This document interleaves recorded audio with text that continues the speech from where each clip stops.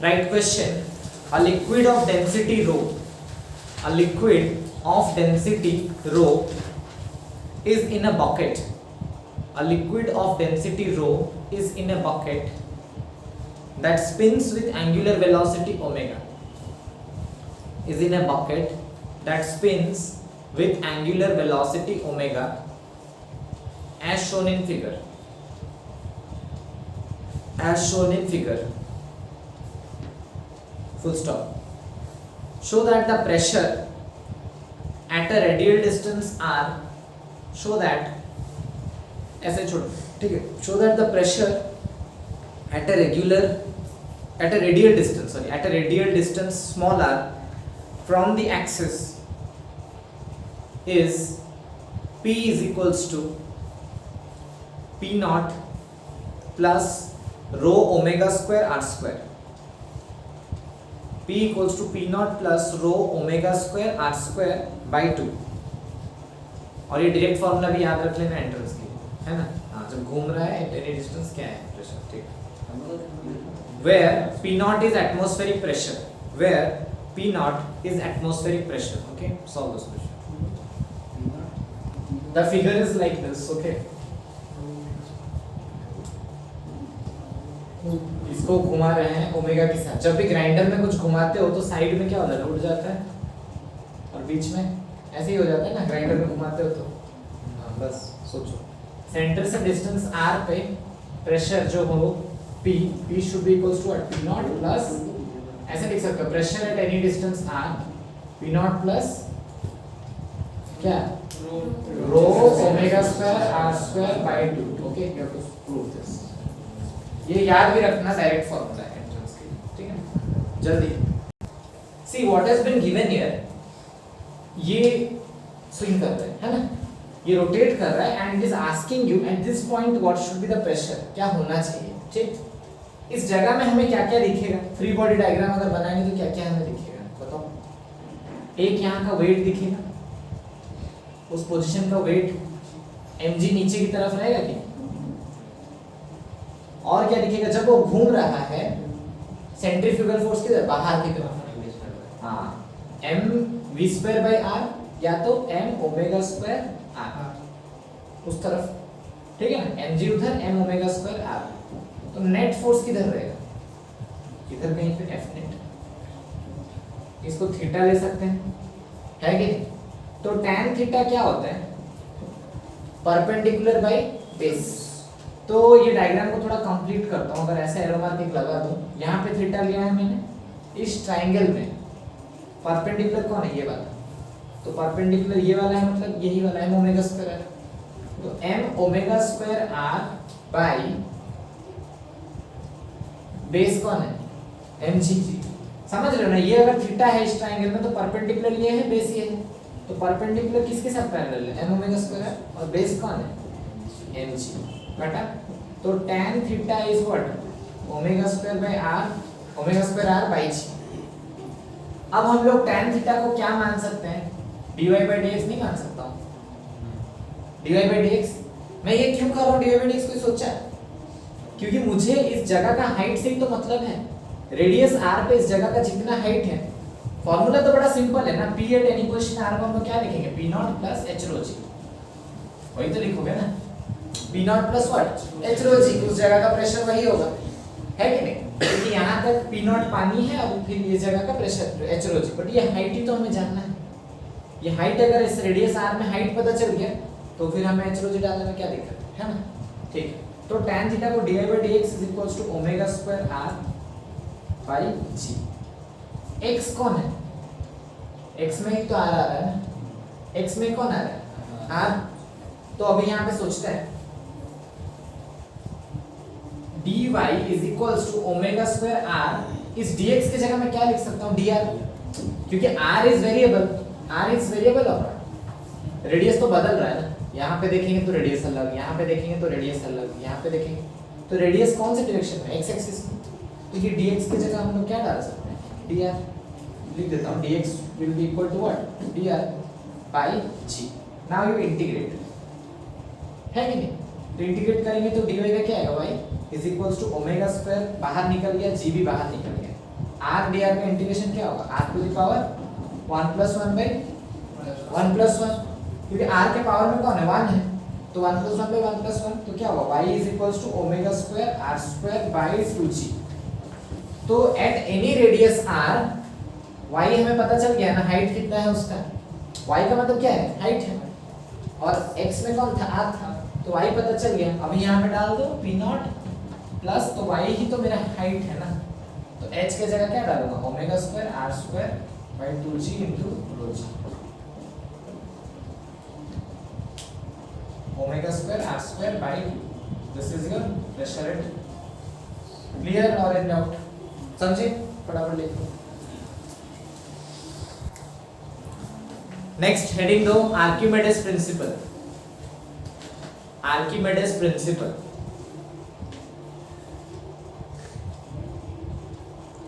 right, if a heavy object is immersed in water, if a heavy object is immersed in water, comma, it seems to weigh less than that when it is in air. It seems to weigh less than that when it is in air. This is because of an upward force. This is because of an upward force which is called buoyant force. This is because of an upward force which is called buoyant force. And this force is equal to the weight of the displaced fluid.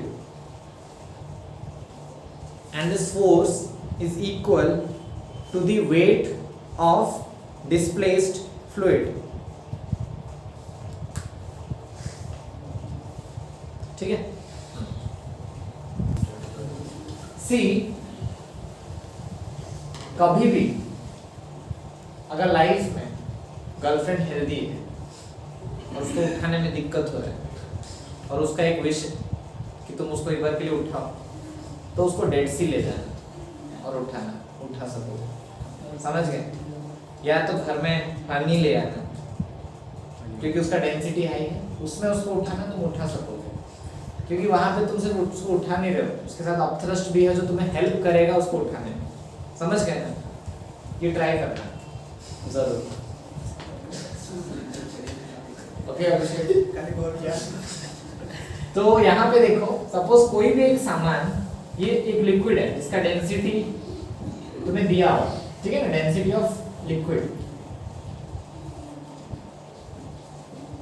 कोई भी सामान आधा है, अधूरा है, पूरा है, जो भी, सपोज ऐसा कुछ है, तो जितना पार्ट इमर्स्ड है उतना ही फ्लूइड बाहर उठ गया होगा।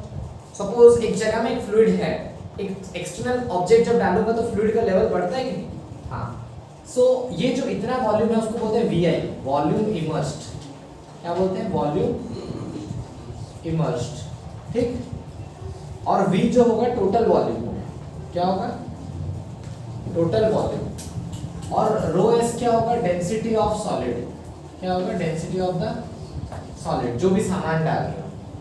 ये वाला कौन सा केस दिख रहा है, फ्लोटिंग केस दिख रहा है कि नहीं, क्या दिख रहा है, फ्लोटिंग केस। बट उससे पहले तुम जान लो अपथ्रस्ट क्या होता है, अपथ्रस्ट को ही हम लोग बोलते हैं buoyant force। buoyant force is nothing but weight of displaced liquid, weight of displaced liquid। तो weight of displaced liquid क्या होगा, mass displaced into g, क्योंकि फॉर्मूला क्या होता है, weight का mg, तो जितना लिक्विड डिस्प्लेस हुआ है उसका मास इनटू g, मास का फॉर्मूला क्या होता है, डेंसिटी इनटू वॉल्यूम, है कि नहीं, बट कितना वॉल्यूम डिस्प्लेस हुआ है, जितना वॉल्यूम अंदर घुसा है उतना ही ना वॉल्यूम डिस्प्लेस हुआ है, तो यहाँ पे क्या लिखेंगे, डेंसिटी इनटू वॉल्यूम। तो डेंसिटी किसका, लिक्विड के बारे में बात हो रहा है ना, तो density of the liquid into volume immersed into g, so this is the formula for what, upthrust, this is the formula for upthrust, volume immersed into density of liquid into g। Am I clear? अभी आते हैं हम लोग law of flotation के बारे में। Law of flotation, यहाँ पे 3 तरह के केसेस तुम्हें दिखेंगे, ठीक है ना। First of all is case 1, when density of substance या solid is less than density of liquid.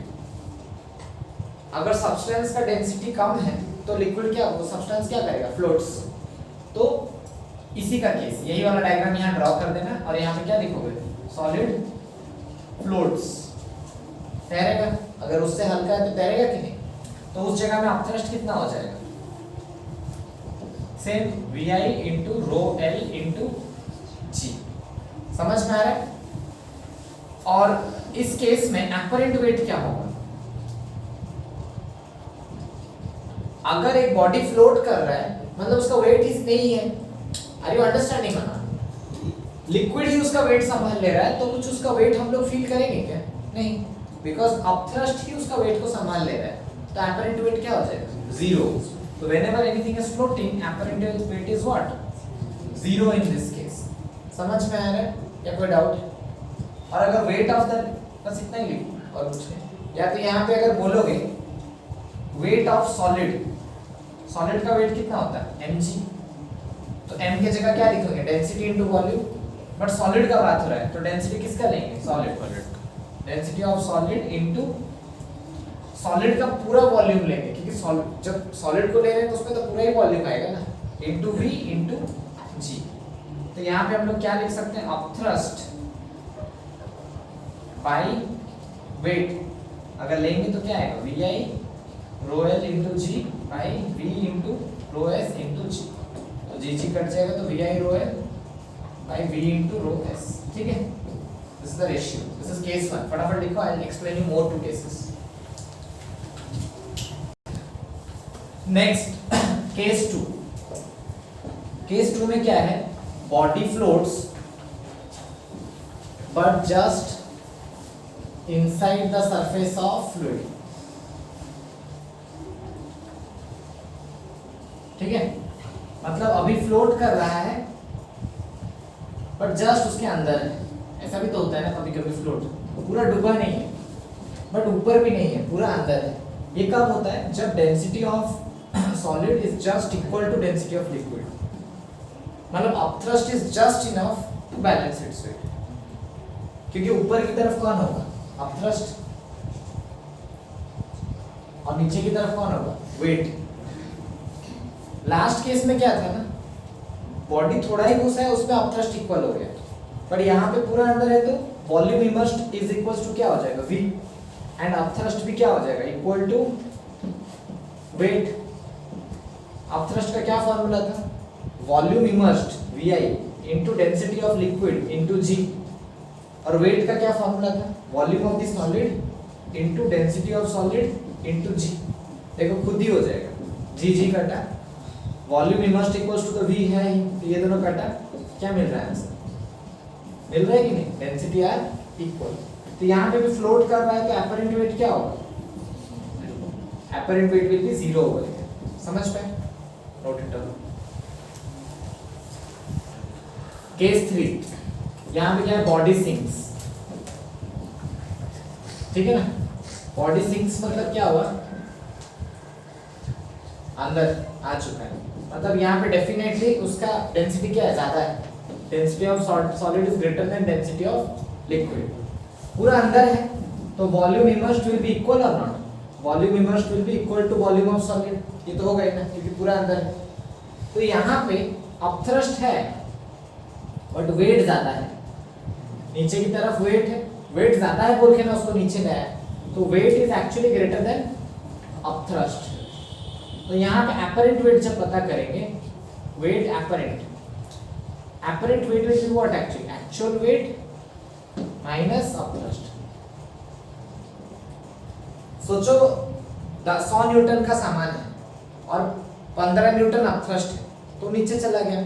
Upthrust तो 15 न्यूटन है, हमें और एक्स्ट्रा कितना लगाना पड़ेगा, 85, और 85 न्यूटन लगाएंगे तो उसको ऊपर उठा लेंगे, ठीक है। तो वही एपरेंट वेट है जितना हमें एक्स्ट्रा देना पड़ रहा है, ठीक है ना, वही अपीयर कर रहा है हमें, क्योंकि हमें 85 न्यूटन अगर लगाना पड़ रहा है तो हम लोग क्या सोचेंगे, उसका वेट कितना है, 85। तो एक्चुअल वेट का क्या फॉर्मूला था?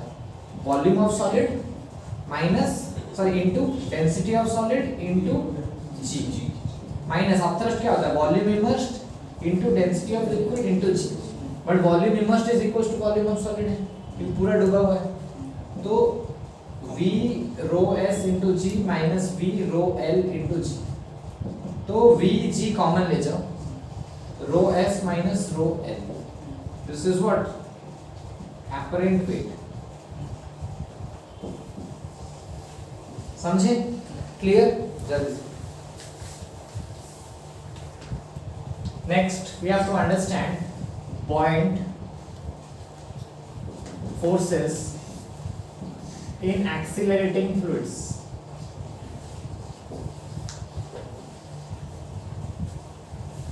ठीक है, buoyant forces in accelerating fluids। Suppose यहां पे मैं केस 1 लेता हूं, एक्सीलरेटिंग अपवर्ड्स, जो भी कंटेनर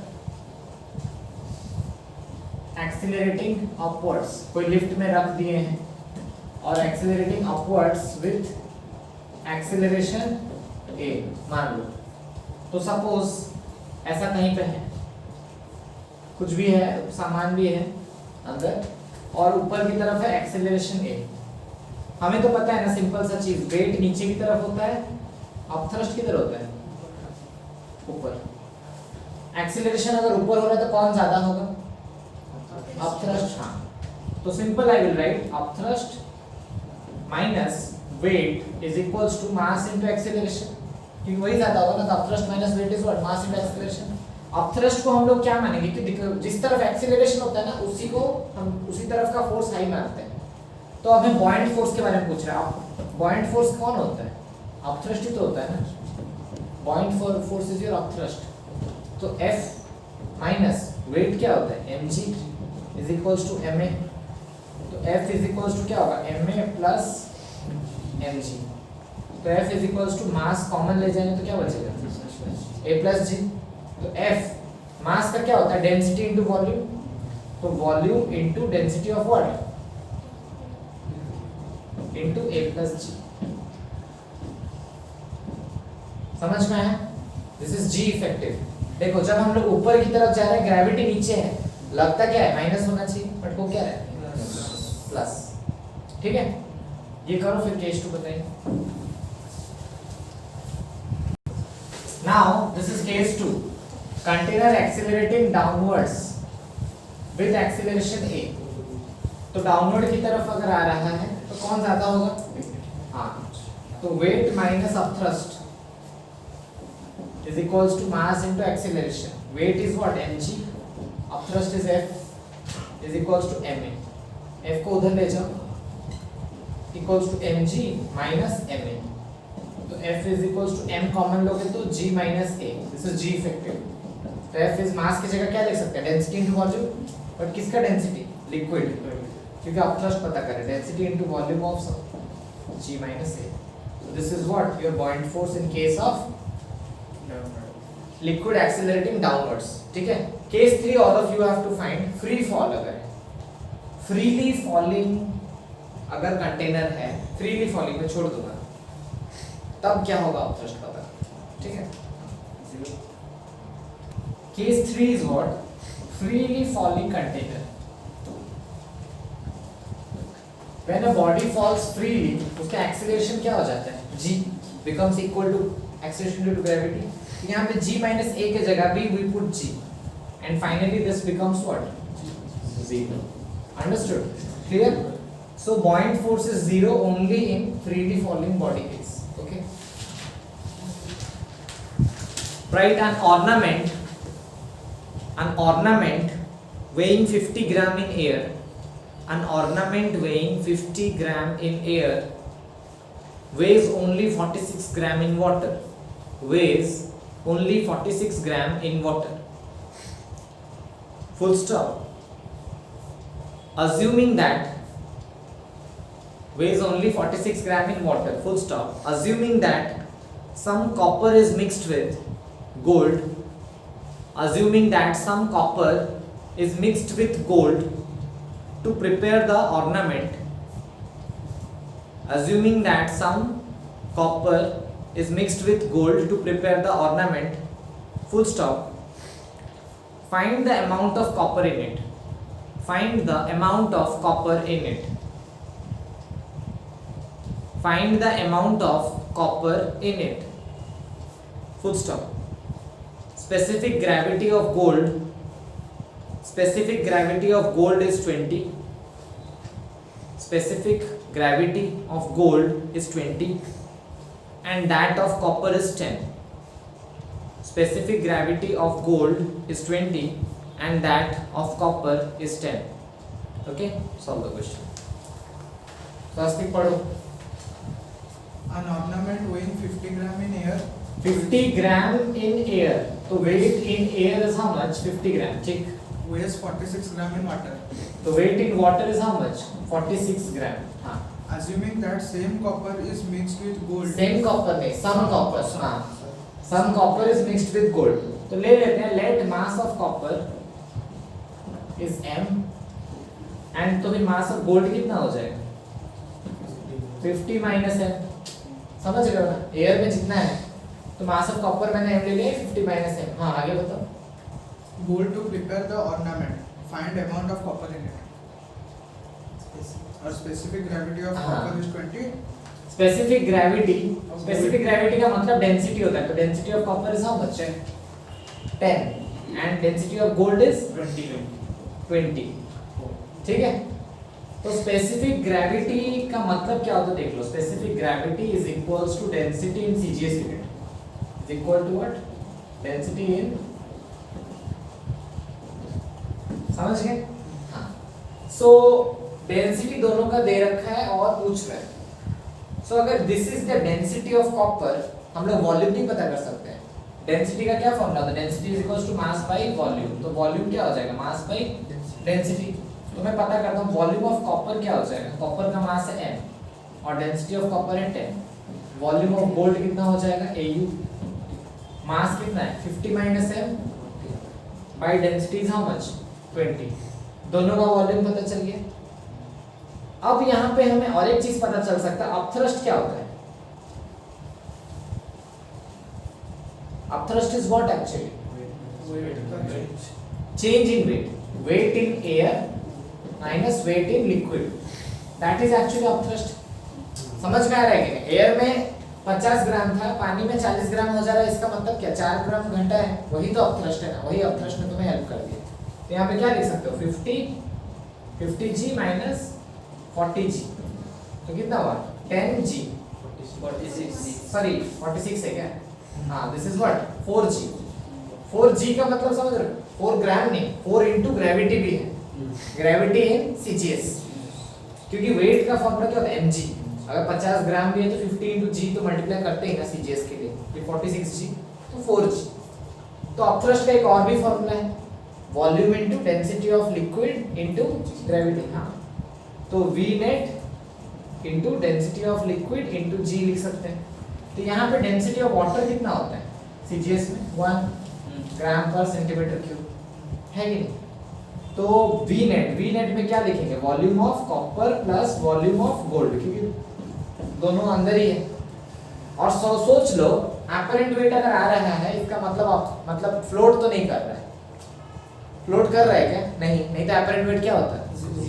बट एपरेंट वेट तो दिया है 46. 0 तो नहीं है. इसका मतलब क्या है? वो सिंक किया हुआ है. तो टोटल वॉल्यूम लेंगे बिकॉज सिंक है, डूब गया है, मतलब टोटल वॉल्यूम ही लेंगे ना. डूबा हुआ चीज का तो total volume inverse will be equal to what? V total into 1 into g. ये g और ये g क्या हो गया? कट गया.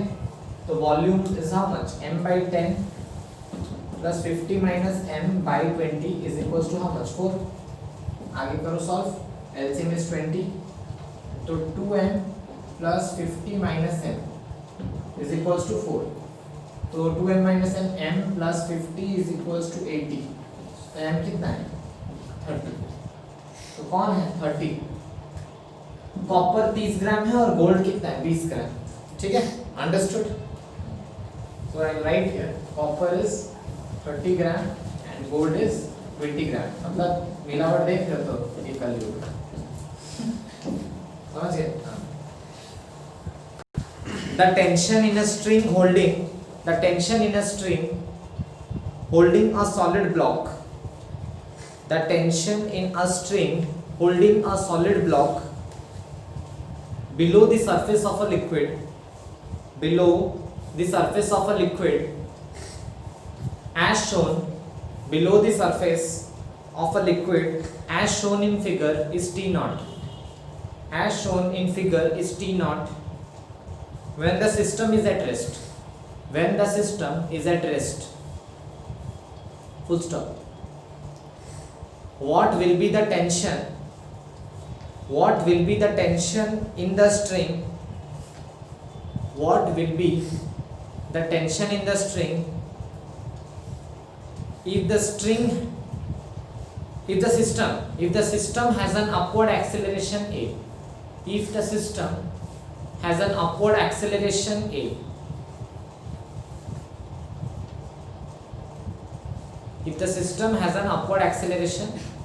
okay.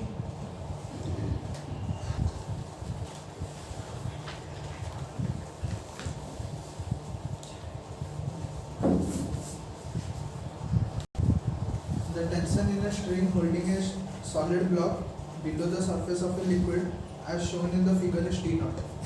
ठीक है, टेंशन बोला है टी नॉट। टेंशन का हम लोग कैसे बनाते हैं? दो एरो टी नॉट और फिर उसको कट कर देते हैं, ठीक है ना।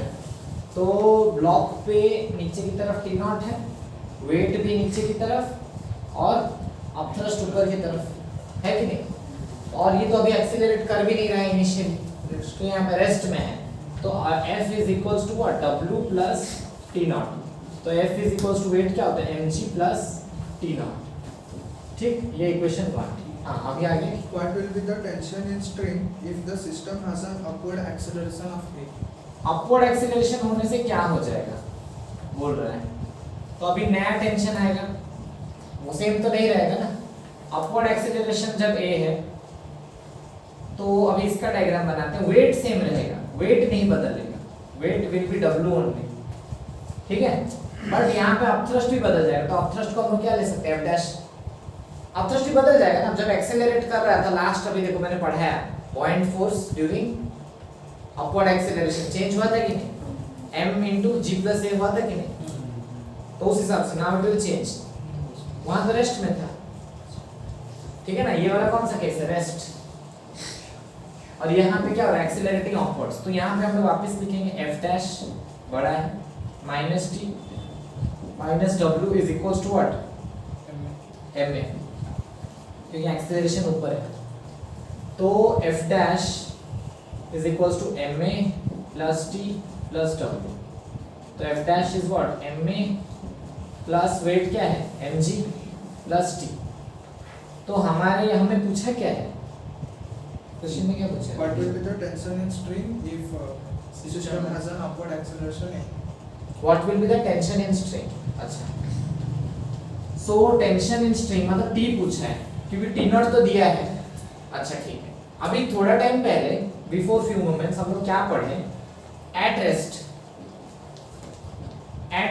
F क्या था हम लोग के लिए? अगर नॉर्मल रेस्ट का केस होता, अपथ्रस्ट क्या होता हम लोग के लिए? mg weight. F equals to क्या हो जाता? mg एक्सीलरेटिंग अपवर्ड्स, मतलब F प्रोपोर्शनल टू तो mg सोच ही सकते हैं ना। कुछ एडिशनल आया अलग बात है, टेंशन वेंशन। एक्सीलरेटिंग जब अपवर्ड्स हो रहा है तब क्या हो जाएगा? F dash proportional to m into a plus g। ऊपर की तरफ हम जा रहे हैं तो ग्रेविटी नीचे है, तो क्या होता है? ऐड। तो हमें ये जरूर पता चल रहा है कि F dash by F is equals to what? m a plus g by m into g। मैं ये क्यों किया पता है? क्योंकि मेरे पास दो अननोन हो जा रहा है, F डैश भी अननोन है, T भी अननोन है। दो अननोन हो जा रहा है बोल के मैंने ये किया, समझ पाए? तो F dash by F equals to कितना है? a plus g by g आ रहा है। अब देखते हैं, यहाँ पे भी डिवाइड कर देते हैं, समझ रहे हो? तो F dash by F is equals to a plus g by g। F dash कितना है यहाँ पे? ma plus mg plus t by mg plus t naught is equals to a plus g by g। ठीक, अब हम लोग multiply करते हैं, देखते हैं क्या आ रहा है। तो MAG plus MG square plus TG is equals to MAG plus MG square plus T0 A plus T0 G। तो MAG MG स्क्वायर कट गया, हमें क्या चाहिए, T चाहिए। तो T इज व्हाट, T0 कॉमन लो, A plus G by G। तो T हो गया T0 A बाई G और G बाई G कितना होगा 1 प्लस A बाई, समझ पाए? A बाई G और G बाई G क्या होता है 1 प्लस, ये आंसर। देखो whenever you have two variables ना, go for proportionality concept, क्योंकि ये हमने जो पढ़ा है कॉन्सेप्ट, ये हमने जो अभी एक्स्ट्रा चीज के लिए जो चेंजेस किया टेंशन के चलते, और हम तो अभी थोड़े टाइम पढ़े ना, रेस्ट में क्या होता है अपथ्रस्ट इज इक्वल्स टू 8 और एक्सेलरेटिंग अपवर्ड्स में अपथ्रस्ट क्या होता है m into a plus g, accelerating downwards में क्या होता है m into g minus a minus g minus, ठीक है।